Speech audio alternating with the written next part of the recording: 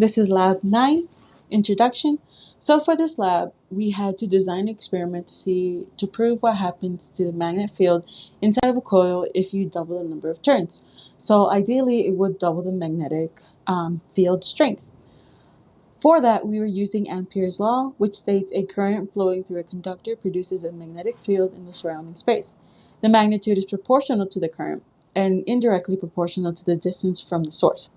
Since we are using solenoids, the magnetic fields produced by each wire add together within the core, creating a strong uniform magnetic field directed along the axis of the coil. So for this lab, we use the formula magnetic field B equals nu naught times current, which is I, over L, which is the length of the wire, all of that times N, which is the number of loops. Um, so that's the formula we used to base our experiment on, and then we went ahead and created our procedure.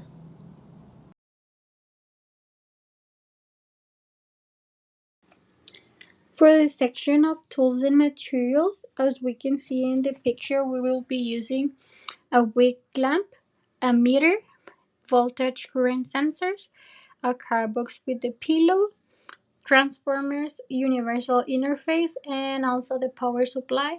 And all of them will help us to complete this laboratory. To begin our procedure, take 3 coils with loop numbers 200, 400, and 800. Then decide with your group members on the amount of current that will be run through the coils, and use the following equation to determine the theoretical magnetic field value for each coil.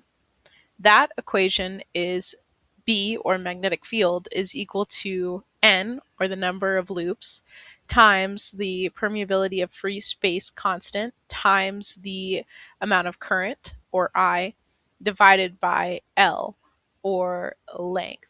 Length is given by the perimeter of the square of the coil's form, and um, because our coils had a square shape, we were just able to do um, length plus height plus height. For the next part of the experiment, take one of the coils and attach it to the stand as seen in the materials section, and connect it to the power supply box running the current decided on previously. Connect the magnetic field sensor to capstone using the 1x setting and units of milliteslas.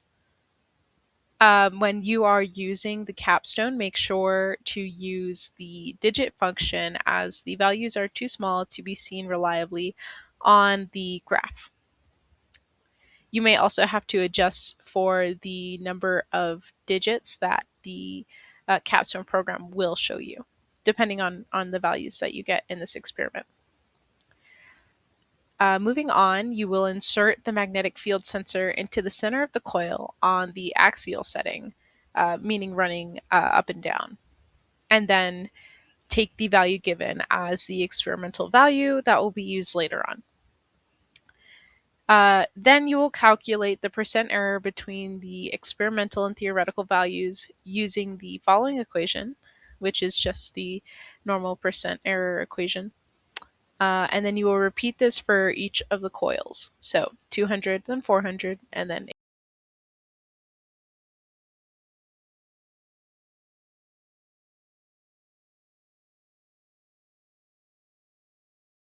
I'll be going over the data analysis for our experiment.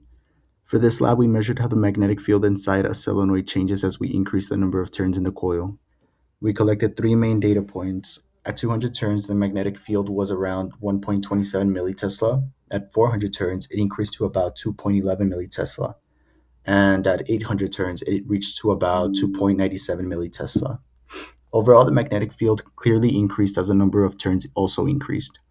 The relationship wasn't perfectly proportional, but the trend still supports Ampere's law, which predicts that the magnetic field inside a solenoid grows with the total number of turns. Small deviations from perfectly linearity are expected because our coil isn't an ideal solenoid, and factors like sensor alignment, coil geometry, and equipment limitations can affect the readings. Even with those limitations, our results show a consistent upward trend, confirming that adding more turns strengthens the magnetic field inside of the coil.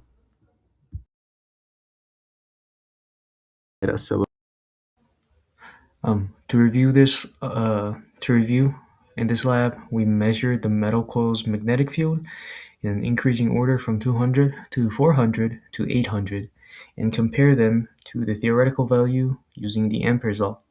However, although these experimental values follow the trend that we expected, which is increasing as the number of coils increased, the values were extremely small compared to the theoretical.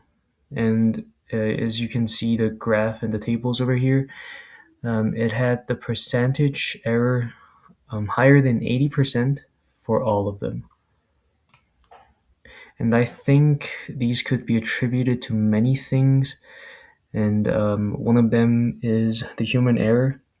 I think we made a mistake in calculating one of these, or when we were holding up the sensors in the middle of the coils, the positions weren't stable or consistent throughout the measuring.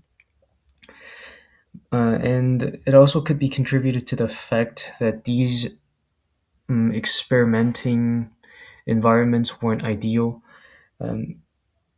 It's all these theoretical values are calculated under the assumption that the coils, the sensors, and everything in the environment were ideal, which excludes the Earth's natural magnetic field.